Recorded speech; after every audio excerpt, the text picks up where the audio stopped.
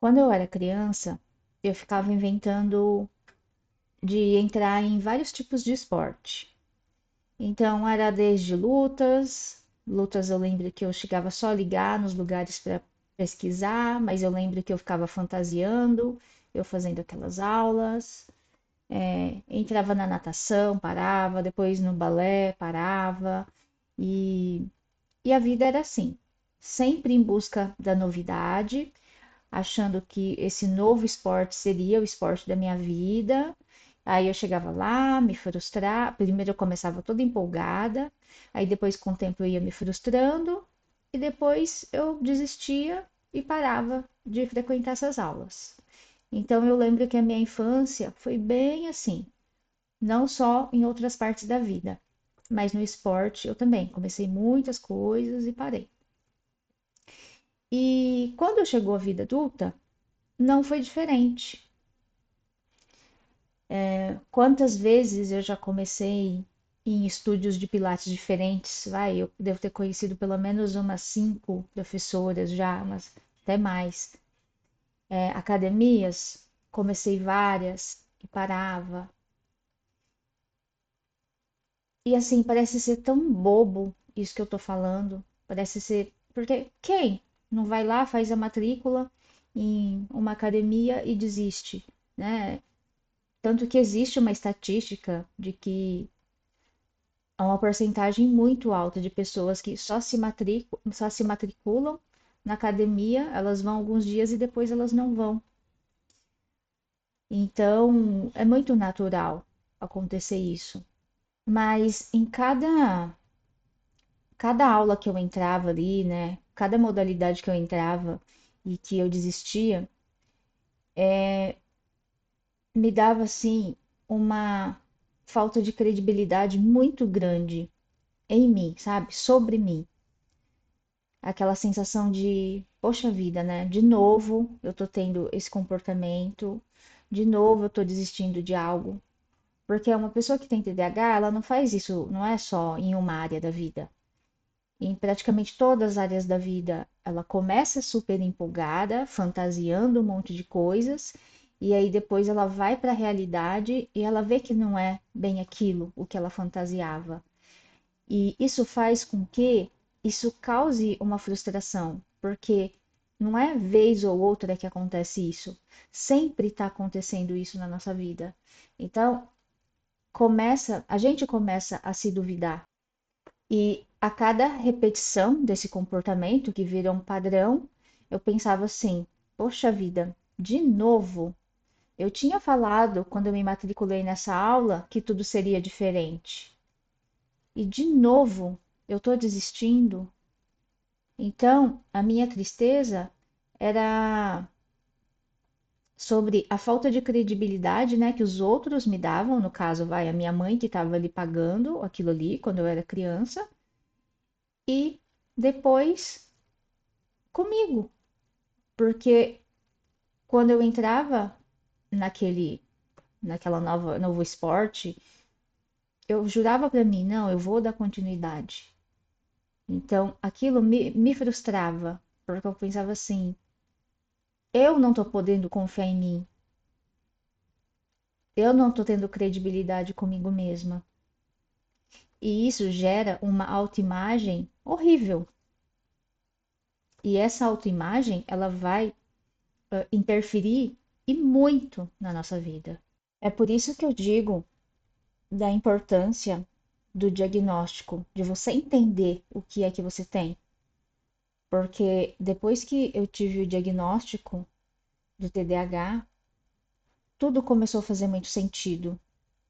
Eu comecei a entender o porquê que eu entrava em tantas modalidades ali de aulas de esporte, e isso era em todos os departamentos da minha vida, e por que que eu começava com tanta vontade, com tanta fantasia, com o meu imaginário ali borbulhando, e com o tempo eu ia me desestimulando. E aí eu acabava desistindo, ia para a próxima. Isso se tornava um ciclo vicioso. Só que eu também não estou aqui querendo dizer que todas as pessoas que começam vários esportes e desistem e param, elas têm TDAH. Não é isso. O que eu tô querendo dizer é assim, se você passa por uma situação que ela tá atrapalhando a sua vida, é importante você entender o que está acontecendo. É importante você ir buscar uma avaliação neuropsicológica e entender como que você funciona. Porque foi depois que eu fiz a avaliação e eu entendi como que eu funcionava, começou a fazer total sentido. Porque o diagnóstico, ele não é para a gente ficar criando desculpas. O diagnóstico é para a gente poder nos entender e para a gente poder criar processos, para a gente poder entender o processo do que a gente está vivendo. E assim ter as estratégias para esse processo. De forma prática, o que é que eu estou querendo dizer com tudo isso? Vou citar o meu exemplo. Hoje eu faço Pilates. O Pilates para mim tem sido muito desafiador. Por quê? Ele é um exercício que eu preciso movimentar partes do meu corpo que elas estão enferrujadas, que eu nem sabia que eu tinha, músculos que eu nem sabia que eu tinha. Então, o movimento em si para mim já é desafiador. Ah, além disso, eu preciso contar quanto que eu estou fazendo ali daquele movimento. Eu preciso me atentar à respiração. Então, são vários pontos que eu preciso me atentar. E o que que acontece na cabeça, o que que acontece com uma pessoa que tem o TDAH? Vocês devem ter assistido lá na aula sobre como que funciona o cérebro de quem tem TDAH, que nós temos a nossa memória de trabalho. Então, é aquela memória que você recebe uma informação e você executa aquela informação. Ok. Então, para pensar uma pessoa que ela tem o TDAH e que ela tem essa dificuldade na memória de trabalho, de ter que pegar várias informações e ter que executar elas ali em um curto espaço de tempo. Você acha que vai ser fácil para essa pessoa executar todo todo esse movimento que já está difícil, muitas vezes já está difícil para o corpo da pessoa, ter que contar, ter que respirar, ter que encolher o abdômen. Então, eu estou explicando aqui de uma forma bem para você poder imaginar essa situação e você poder colocar no seu dia a dia, porque você não tem dificuldade de, eu preciso fazer um movimento, mas eu me perco ali na contagem, enfim. E isso é algo que reflete totalmente na autoimagem da pessoa. Porque o que que vai acontecer? Muitas vezes você vai conseguir fazer o movimento, mas aí você não vai se atentar tanto na respiração, ou vai se perder na contagem. Então, qual que é o sentimento que vem? É aquele sentimento assim, poxa vida, eu não sou nem capaz de fazer esse exercício. Mas só que muitas vezes esse é um pensamento que a gente nem se permite e a ter a humildade de olhar e falar, poxa vida, esse exercício tá difícil para mim. Ou se você não, a pessoa que ela não sabe do TDAH, ou ela tem o diagnóstico, mas ela não estudou sobre, ela não foi buscar informações de como ela funciona.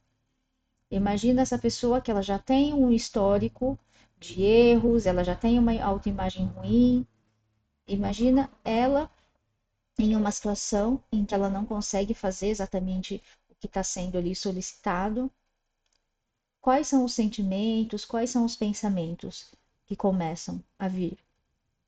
E que muitas vezes a gente nem se dá conta. Porque aí a gente começa a falar, pensar, não, porque a professora é que é chata, porque a professora é que está exigindo muito. E aí o que, que vai acontecendo? A gente desiste.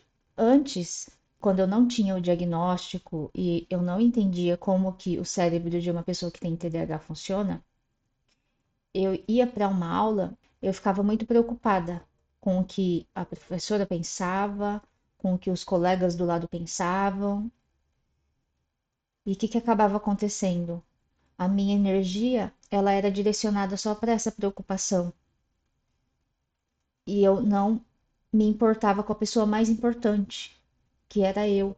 Porque é como eu sempre falo, a questão não, o problema não é você ter o TDAH, e sim tudo o que você foi plantando na sua mente por conta de um funcionamento diferente que você tem, só que muitas vezes você não sabe. E tudo que você teve de referência lá da sua infância, o exemplo que eu citei, ah, na escola você reprovava, você ia mal, sua mãe falava que você era atrapalhado, atrapalhada, não fazia nada direito. Quando você chega para fazer algo, seja numa sala de aula, seja nessa aula que eu estou aqui falando que é sobre, vamos focar na questão física, né, na questão de fazer algum esporte. Então, seja em uma aula de pilates, como eu estou exemplificando aqui, você não vai olhar para o fato como ele é, você vai olhar como você vê, conforme as referências que você tem. Antes, quando eu ia para uma aula, se a professora me olhava de forma X, eu já ficava com medo. Eu já ficava pensando, nossa, estou fazendo coisa errada aqui. Se a professora me chamava atenção, já ficava ali me sentindo mal. E eu ficava envergonhada pelas pessoas que estavam ali do meu lado. Hoje vem essa voz e como eu já me conheço, vai nessa situação de ter que fazer um movimento que não está sendo fácil ali para mim, ter que respirar, ter que contar, ter que fazer um monte de, ter que encolher o abdômen. Nessa situação, tá, o que que eu penso? Por mais que a professora me chame a atenção, fale assim, ó, você não está respirando, você tem que incluir a respiração. E nesse caso, eu fico pensando que a professora fica pensando que eu sou uma retardada, porque ela já me falou 500 mil vezes para eu prestar atenção na minha respiração, mas só que dependendo do exercício, eu não consigo, porque são muitas coisas para se fazer ao mesmo tempo. E por que isso? Por conta dessa memória de trabalho, de ter que pegar, por conta do funcionamento aqui do córtex pré-frontal, de ter que pegar essa informação, ter que executar ela e ao mesmo tempo ter que fazer um monte de outras coisas.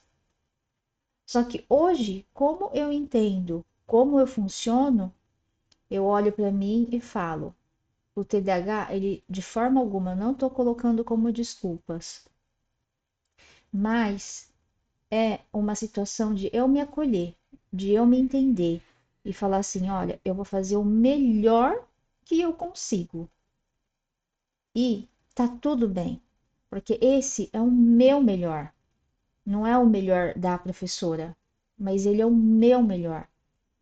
Então, eu consegui sentir isso, sabe? Pensar isso sobre mim é algo que tem me curado. Porque antes eu era a pessoa que eu só pensava mal de mim, que eu só achava que eu estava fazendo coisas erradas. Porque antes, se eu estava em uma aula, a professora vinha, me chamava atenção sobre alguma coisa e, tipo, tinham pessoas do lado, nossa, eu ficava morrendo de vergonha dos outros alunos que estavam do lado. Porque eu ficava pensando assim, meu Deus, tá todo mundo achando aqui que eu sou uma burra, que eu sou uma retardada. E hoje eu penso assim, olha, eu sei que eu tô fazendo o meu melhor. E eu tô fazendo mesmo. Não é só desculpas. E da próxima eu vou procurar melhorar, porque eu sempre me monitoro para ver o meu grau de evolução. E eu já não fico mais tão preocupada com o que os outros estão pensando. Porque, em primeiro lugar, eu tô me entendendo.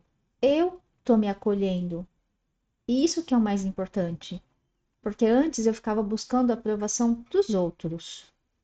E assim, esse é o pior lugar que a gente pode se colocar. Quando a gente entende esse processo, muitos pesos vão embora.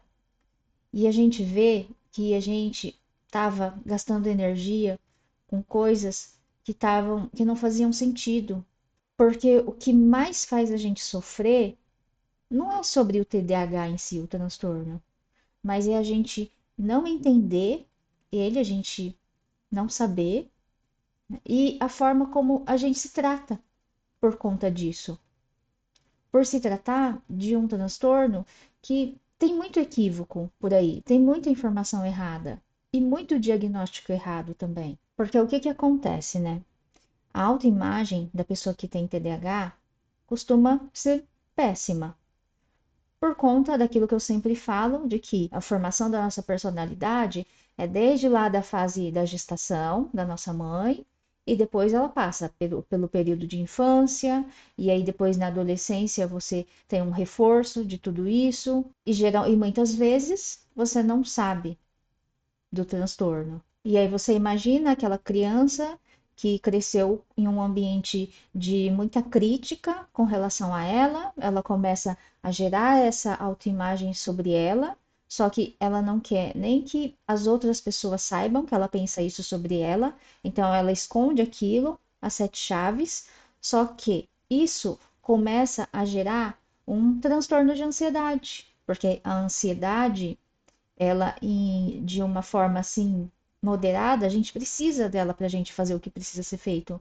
Mas só que a gente começa a ficar hipervigilantes, a gente começa a ter ansiedade em tudo. Por quê? A gente quer parecer uma pessoa normal.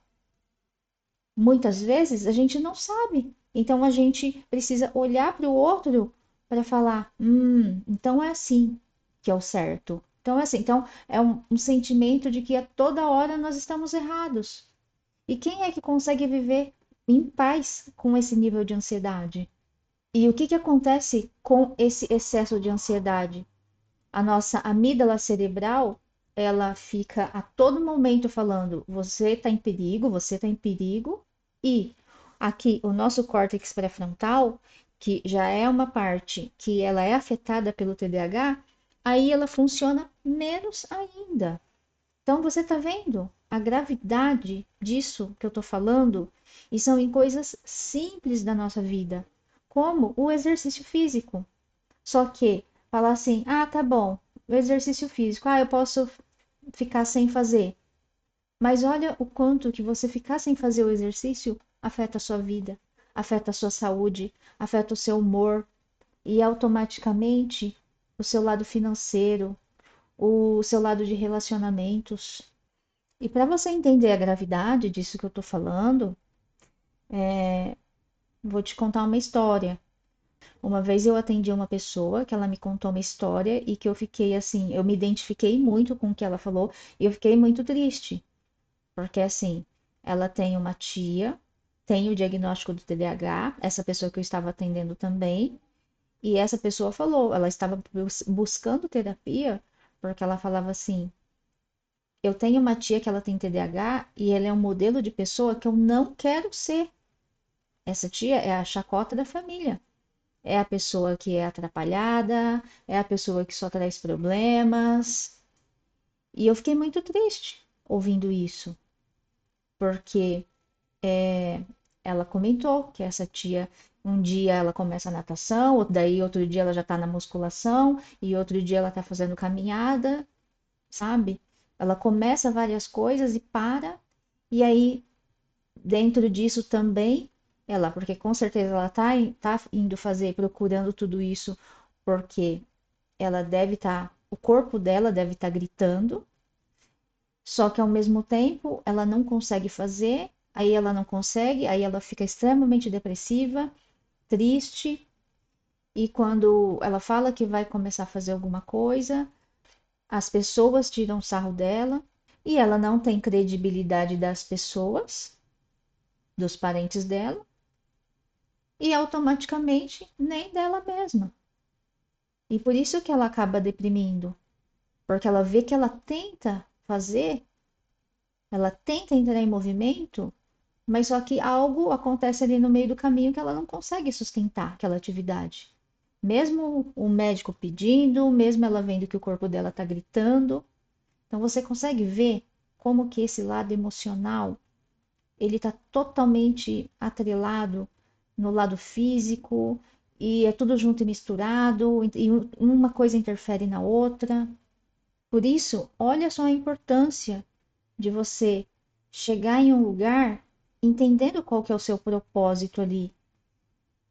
E vai essa pessoa que tem TDAH, se ela entrasse em uma aula ali. Não, olha, tô fazendo aula de natação. Ah, eu tenho que fazer tais e tais movimentos. Não, por enquanto está sendo bem desafiador, mas vamos um movimento de cada vez? Vamos, porque o TDAH, o que que ele precisa? Informações curtas e repetição. Tá, fez esse processo, aprendeu? Vai para a próxima informação. Pega a informação curta e repete. E depois vai juntando. Porque se eu pego e jogo um monte de informações e quero que a pessoa execute aquilo, a pessoa vai travar. Percebe isso na sua vida? Só que o que que vai acontecer? Ela não vai só travar, ela vai começar a pensar: nossa, realmente, né? Os meus parentes lá falam que eu sou burra mesmo, que eu não consigo fazer as coisas. Ai, é verdade. Aí vem aquela sensação de incapacidade e a pessoa quer ficar só trancada no quarto dela, não quer mais saber da vida, porque ela acha que ela não é capaz de fazer nada. Nessa história que eu tô contando aqui pra vocês, sabe? Pra mim, a pessoa iniciar depois no meio do caminho querer desistir, aí acha que tem outra coisa que é mais interessante, iniciar de novo, sabe? Isso daí tá, ok, pode acontecer na vida de qualquer um. Agora, o que mais me deixa chocada e triste são os rótulos, são os julgamentos, e que tudo isso leva a pessoa a doenças emocionais. Porque a doença emocional, ela é algo que a gente não consegue ver exatamente, vai em um exame. Ah, vai, sei lá, vamos colocar diabetes. Diabetes está ali. Agora, e a doença emocional? Que é algo completamente abstrato, uma depressão, e que vai afetando todas as áreas da nossa vida, vai prejudicando todas as áreas da nossa vida. Então, assim, ó, o diagnóstico, ele não é uma desculpa. Ele é uma estratégia, ele é para você poder entender. E o problema nunca foi ter o TDAH. O problema é você viver uma vida inteira com o diagnóstico da sociedade, sem nunca entender o que realmente acontece com você. E quando a gente se entende, tudo muda.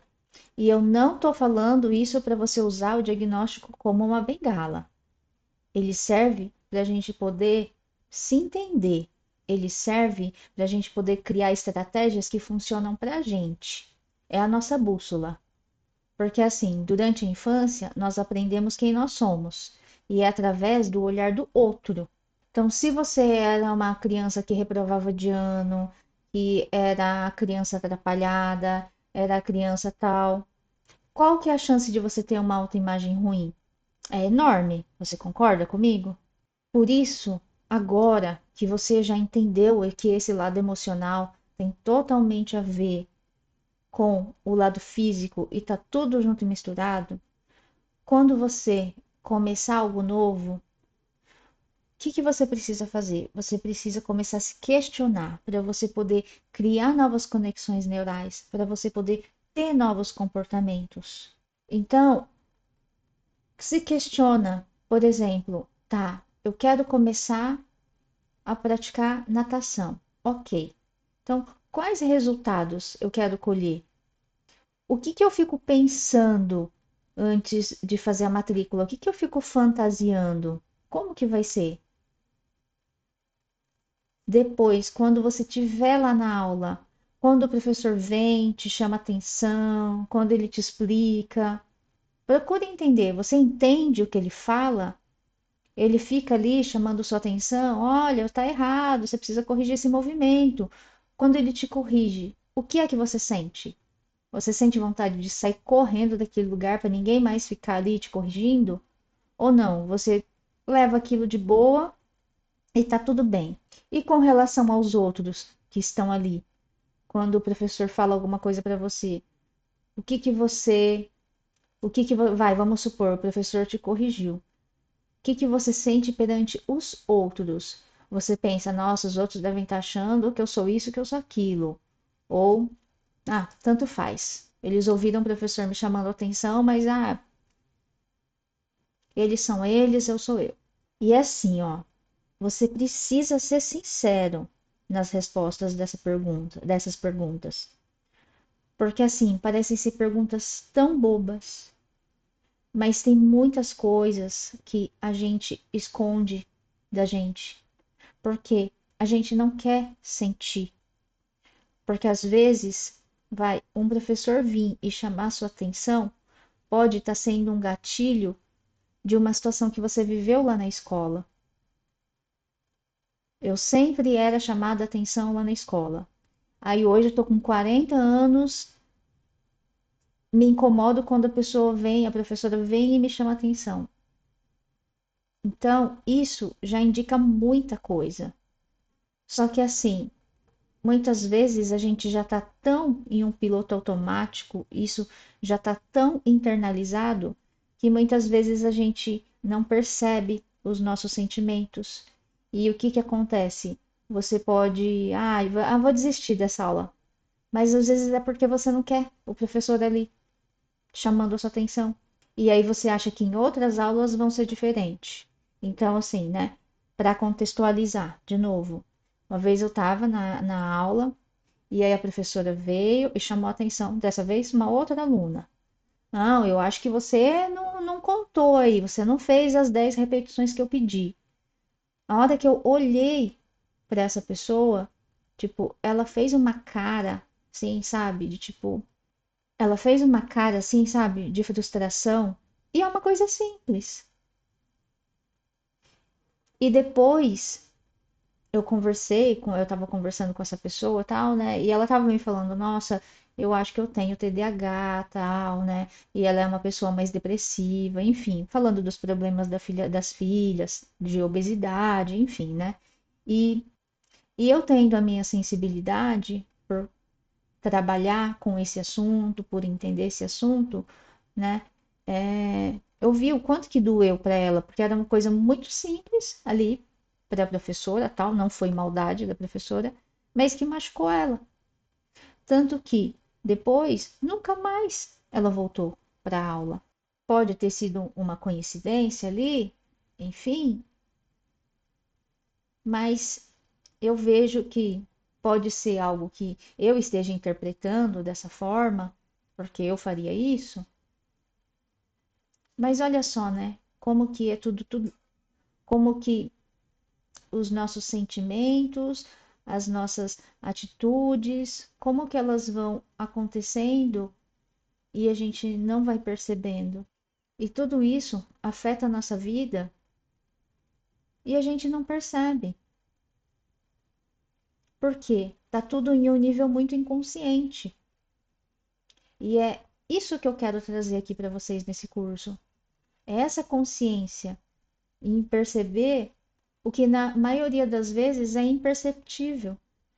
Porque tudo isso vai fazer, por mais que seja bobo, vai fazer total diferença na sua vida, total diferença nos seus resultados.